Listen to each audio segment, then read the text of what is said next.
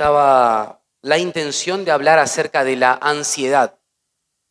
Iba a hablar de la ansiedad, pero esta mañana, el Señor tornó mi corazón a hablar del sufrimiento y seguir hablando del sufrimiento como la pastora Nora comenzó la semana pasada, ¿sí?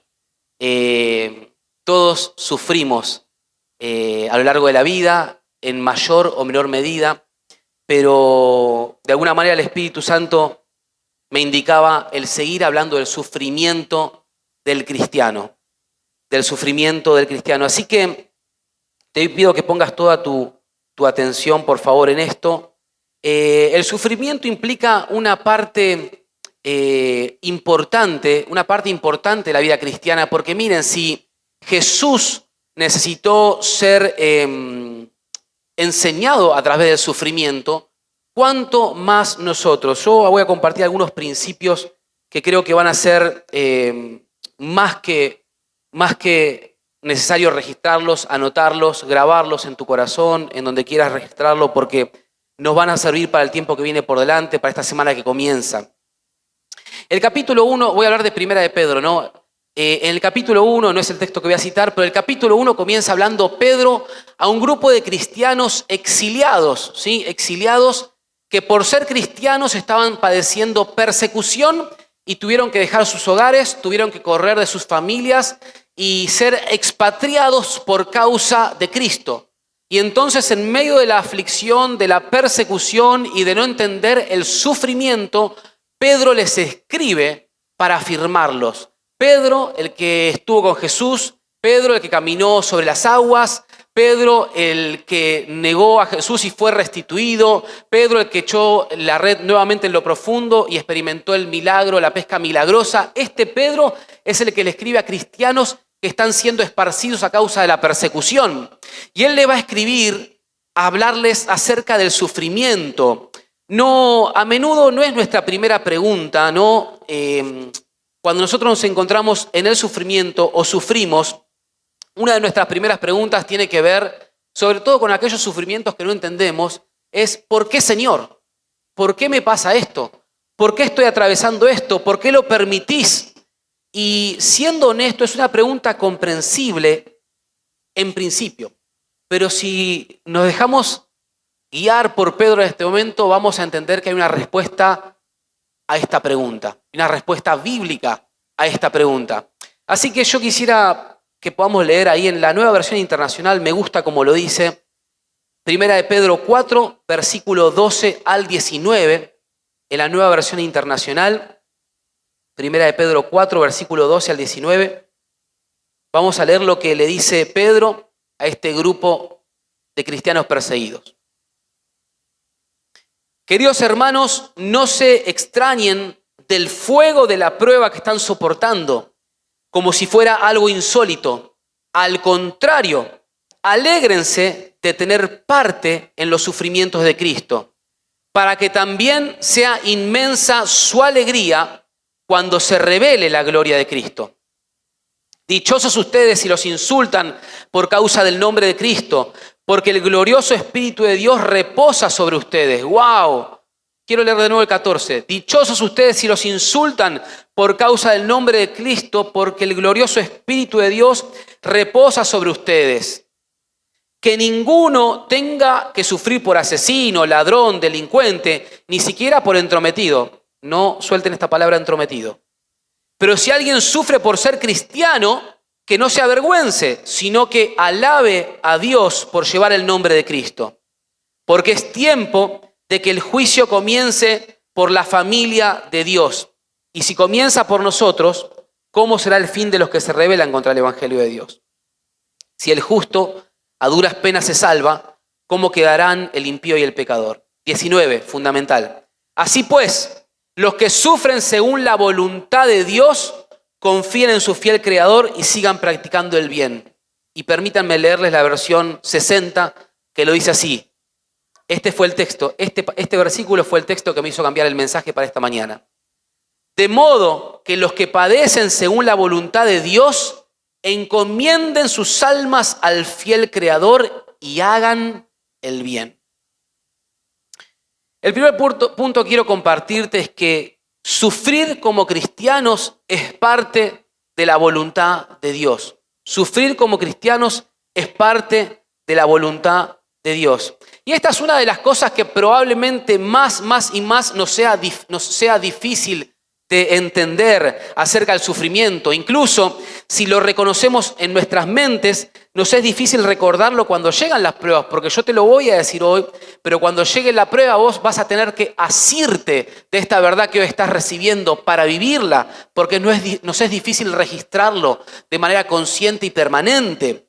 El sufrimiento y las pruebas son una parte normal y natural de la vida cristiana. Fíjense lo que comienza diciendo en el versículo 12. Amados, no se sorprendan del fuego de prueba que les sobrevino para probarlos como si algo extraño estuviese sucediendo. ¿Qué dice Pedro acá? Cuando estén en el sufrimiento, no se sorprendan como si fuera algo extraño, algo insólito que está pasando. No se sorprendan de esa manera. Al contrario, qué palabra para todos nosotros, ¿verdad? No se sorprendan en el sufrimiento. Suena duro, suena frío, suena, Pedro, qué desamorado que sos con nosotros que estamos en sufrimiento. No solemos reaccionar de esa manera. Al contrario, solemos sorprendernos, asustarnos, paralizarnos. Nos preguntamos, ¿por qué Dios permite esto? Pero vuelvo a decir, el primer punto es que sufrir como cristiano es parte de la voluntad de Dios. Me encanta el versículo 15 y van a ver cómo vamos a ir llegando profundo y cada vez más profundo en lo que quiero compartir. El versículo 15 dice lo siguiente: que ninguno tenga que sufrir por asesino, ladrón o delincuente, ni siquiera por entrometido. Me gusta ese versículo porque esto nos aclara la realidad. Y la realidad es esta, y atención por favor a esto que es muy importante. No todo el sufrimiento que sufrimos es la voluntad de Dios. No todo el sufrimiento que sufrimos es la voluntad de Dios. ¿Cómo es esto, pastor? Sufrir por Cristo tiene que ver con padecer sufrimientos mientras hago lo que a Él le agrada. Eso es sufrir por la causa de Cristo.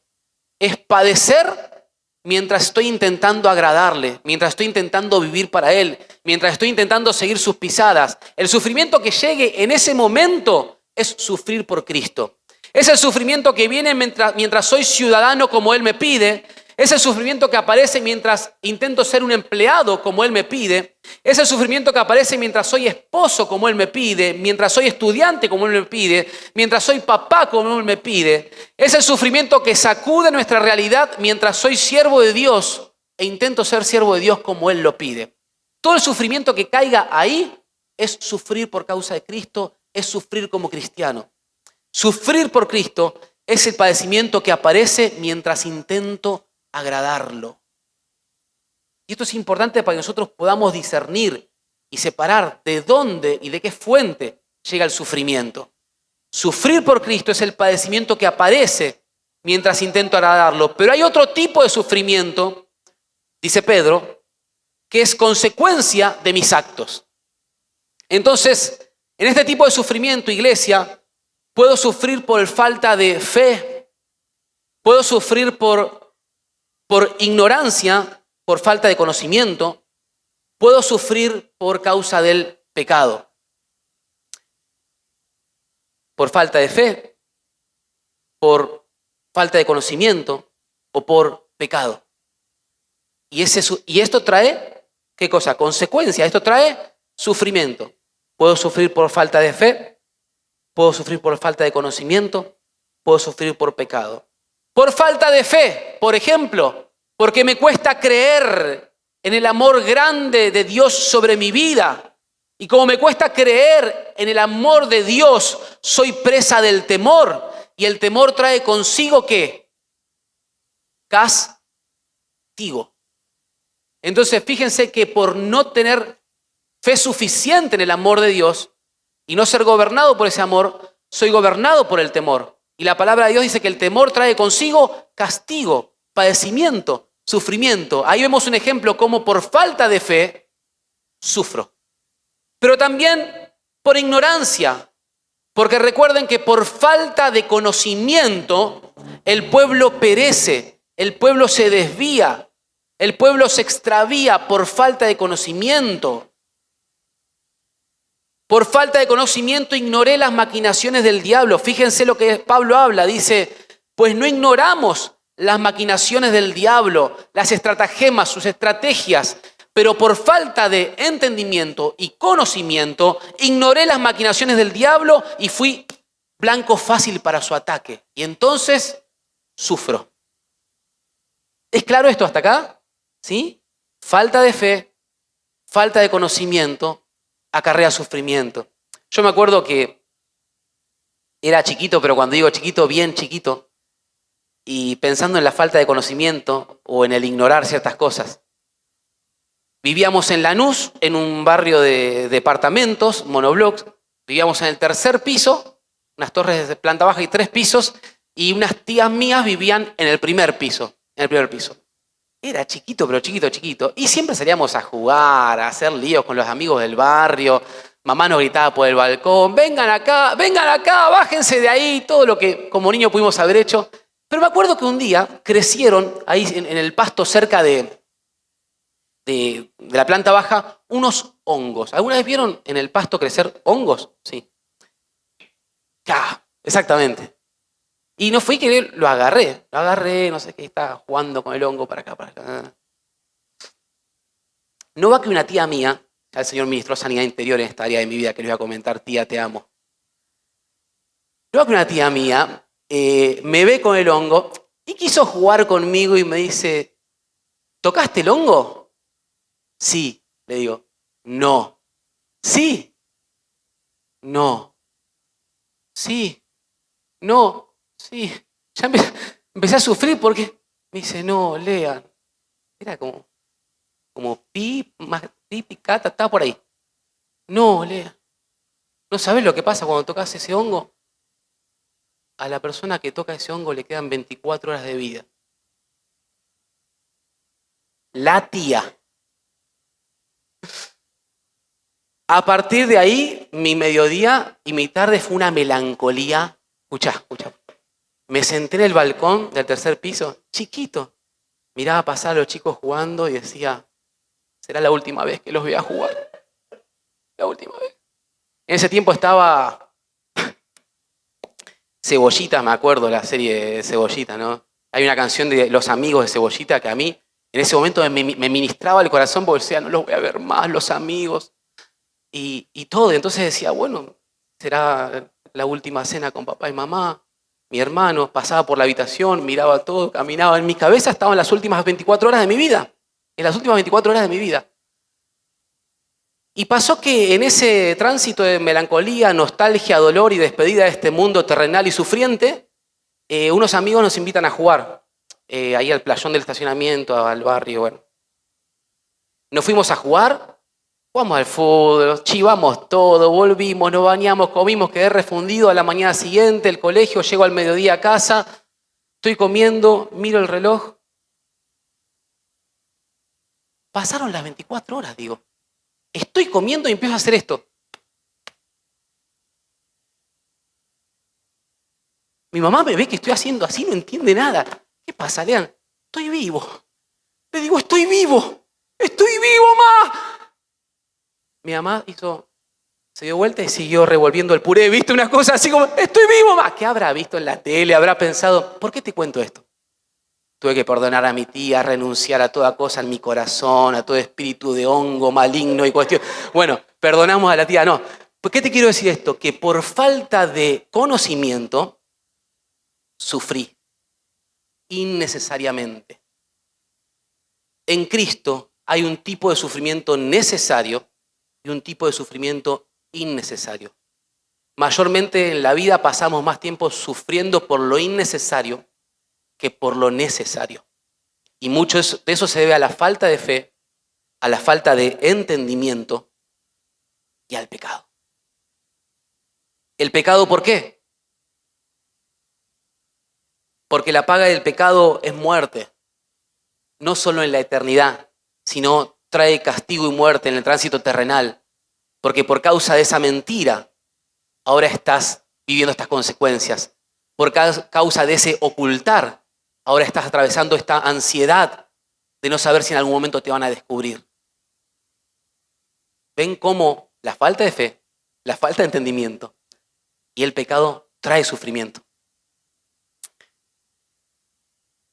Para sorpresa de ustedes, la tía esta que les digo estuvo varias veces en Casa de Gracia y la hemos recibido con mucho amor y la amamos en Cristo Jesús. La tía. Que ninguno tenga que sufrir por asesino, ladrón, delincuente, ni siquiera por entrometido. Entrometido es una palabra interesante. ¿Por qué Pedro mete la palabra entrometido ahí? ¿Por qué Pedro mete la palabra entrometido ahí? Es una palabra interesante. Tiene que ver con alguien que se entromete en asuntos ajenos a su vocación. Alguien que se entromete, un metido, ¿viste? Un metido básicamente, un metido, una metida.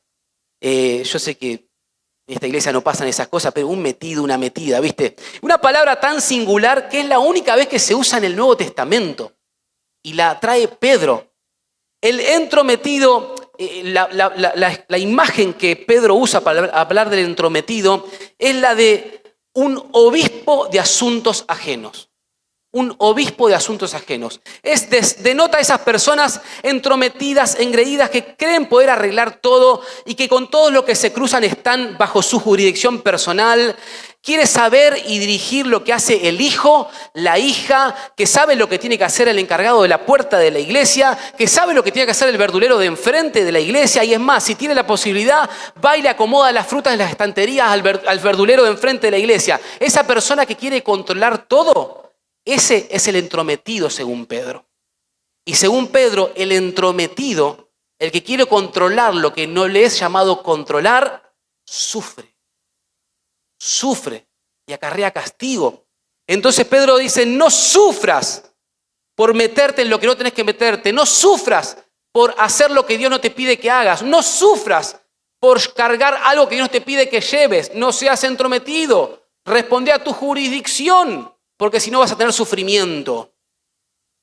Pedro dice, eso no es sufrimiento cristiano, eso no es sufrir por Cristo, sino por falta de fe, ignorancia o pecado. Ahí entra a operar el afán, la necesidad de control, la ansiedad, las preocupaciones, el sobrepensar cuando sufro, no por la causa de Cristo, sino por un sufrimiento innecesario. Así que, iglesia, yo necesito discernir la fuente del sufrimiento. Necesito discernir la fuente del sufrimiento. Mira, quiero decirte algo poderoso en el nombre de Jesús. La palabra del Señor nos recuerda, ahí en Primera de Pedro, capítulo 1, versos 6 y 7. Ese, si lo tenés ahí, Pedro 1, 6 y 7, tenelo un cachito ahí, ahora lo vamos a leer, pero quiero decirte lo siguiente.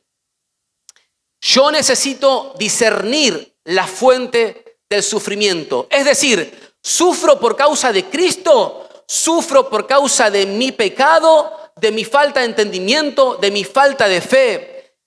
¿Sufro por causa de Cristo cuando hay pruebas en mi intento de agradar a Jesús? ¿Sufro por causa de Cristo cuando hay pruebas en mi intento de agradar a Jesús? Pero sufro por causa de mi pecado cuando hay consecuencias por mi forma de andar. En todo lo que digas y hagas, la pregunta que debes hacerte es, ¿esto que digo y hago da gloria a Dios? ¿Es para el bien de quienes me rodean? Si eso agrada a Dios y estás atravesando sufrimiento, entonces estás en medio de una prueba como cristiano. Pero si esa forma de andar, actuar y hablar no agrada a Dios, estás atravesando un sufrimiento que te ganaste. Amén.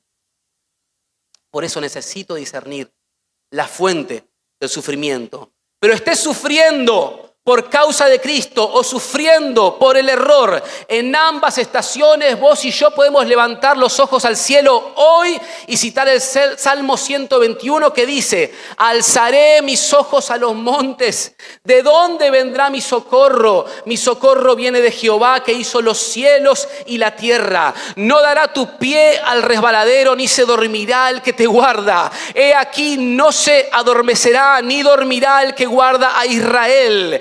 Jehová es tu guardador, Jehová es tu sombra a tu mano derecha. El sol no te fatigará de día ni la luna de noche. Jehová te guardará de todo mal. Él guardará tu alma. Jehová guardará tu salida y tu entrada desde ahora y para siempre. Amén. Estés sufriendo por la causa de Cristo o hayas estado sufriendo por el error, hoy podemos levantar nuestros ojos al cielo y citar el Salmo 121 en el nombre de Jesús. Iglesia, sigue el versículo 17 y voy encarando hacia el final. 1 Pedro 4:17, acompáñeme por favor, porque es tiempo de que el juicio comience por la familia de Dios. Y uno dice, ay Pedro, qué duro que estás haciendo. Porque es tiempo de que el juicio comience por la familia de Dios. Por nosotros, Pedro, por la familia de Dios y no por los que no son la familia de Dios. Y si comienza por nosotros, dice Pedro, ¿cómo será el fin de los que se rebelan contra el evangelio de Dios? Si el justo a duras penas puede salvarse, ¿cómo quedarán el impío y el pecador? El juicio comienza con la casa de Dios. ¿Qué significa, iglesia, esto? ¿Qué significa esto? Que el juicio de Dios, y por favor escucha esto, que el juicio de Dios para los creyentes no es una realidad aterradora, sino una realidad purificadora. El sufrimiento para los que estamos en Cristo no es una realidad aterradora, sino una realidad purificadora. Y ahí entra Pedro a hablar en el primer capítulo y establece lo siguiente en el 1, 6 y 7. Escribe Pedro, escribe para vos en este tiempo, escribe para mí en este tiempo, escribe para la iglesia en este tiempo. Y Pedro afirma, esto es para ustedes, atravesar este conflicto, atravesar este sufrimiento. Esto es para ustedes un motivo de gran alegría. A pesar de que hasta ahora han tenido que sufrir diversas pruebas por un tiempo, escuchen, el oro, aunque perecedero, se acrisola al fuego. Así también la fe de ustedes, que vale mucho más que el oro, al ser acrisolada por las pruebas, demostrará que es digna de aprobación, de gloria y honor cuando Jesucristo se revele. Y vamos a registrar este momento en el nombre de Jesús. Vamos a registrar lo que viene ahora en el nombre de Jesús.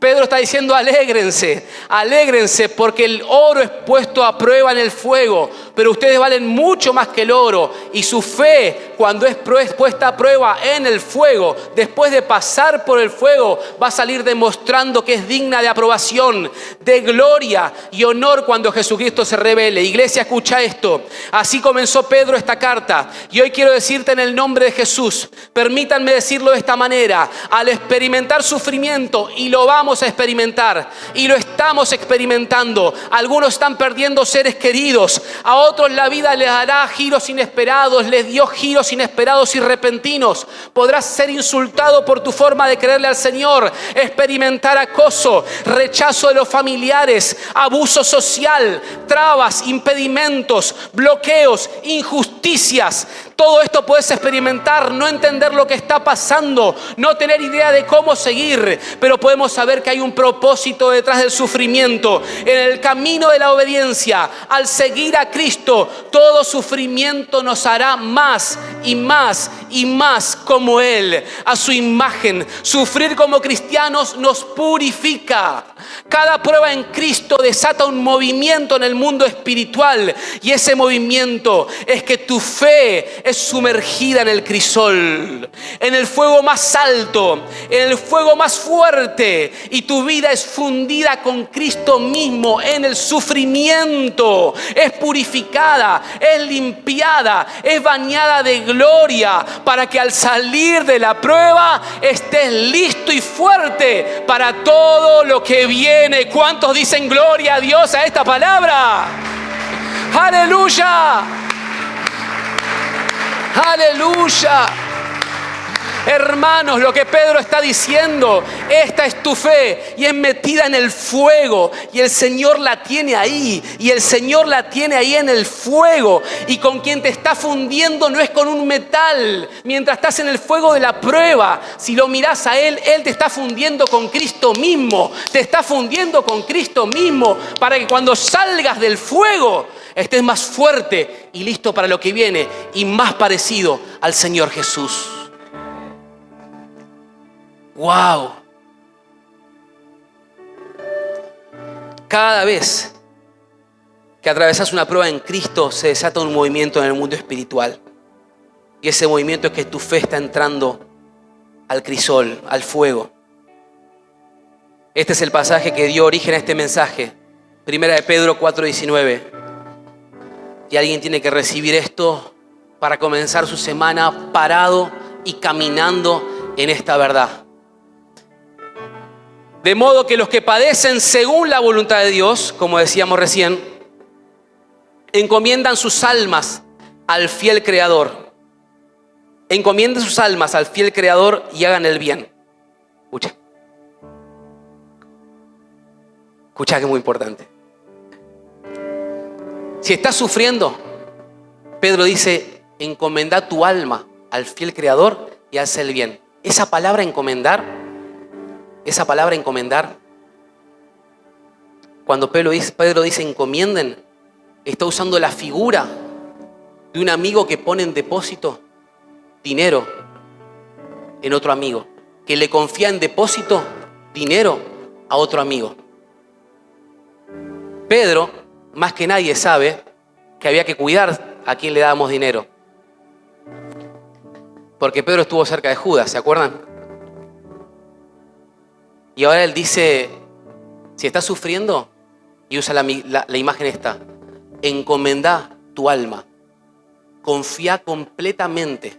Era algo sagrado confiarle dinero a alguien, era algo sagrado. Y al confiarle vos tenías plena certeza que tu amigo te iba a devolver el depósito intacto. Intacto.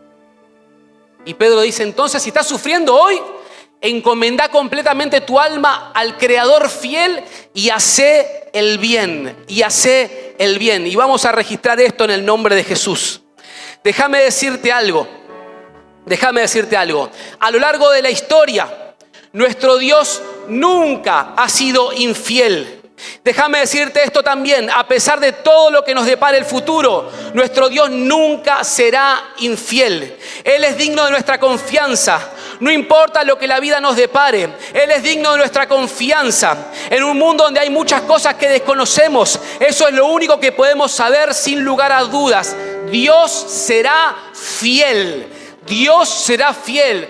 Tu cónyuge pudo no haberlo sido. Tu trabajo, tu carrera puede que no lo sean. Tus ambiciones puede que no sean fieles. Tu salud mental por momentos puede que no sea fiel. El mundo puede que no lo sea. Pero nuestro Dios permanecerá fiel. Él es el Creador fiel. No procures evitar sufrir. No intentes evitarlo. En su lugar, mantenete haciendo el bien. Seguí sembrando la buena semilla. Seguí la huella del Maestro. Seguí levantando al caído. Seguí llevando el mensaje de salvación. Seguí poniendo alabanza en tu hogar. Seguí caminando con la mirada puesta en Jesús. Seguí haciendo lo correcto sin detenerte en el sufrimiento que puede venir, porque te quiero decir en el nombre de Jesús que luego que seas sacado del crisol, el resultado, cuando seas sacado del fuego, el resultado de la prueba de fuego te va a sorprender, te va a sorprender, te va a sorprender en el nombre de Jesús. Te vas a sorprender de los resultados de Cristo en tu vida. Te vas a sorprender de los resultados del Espíritu Santo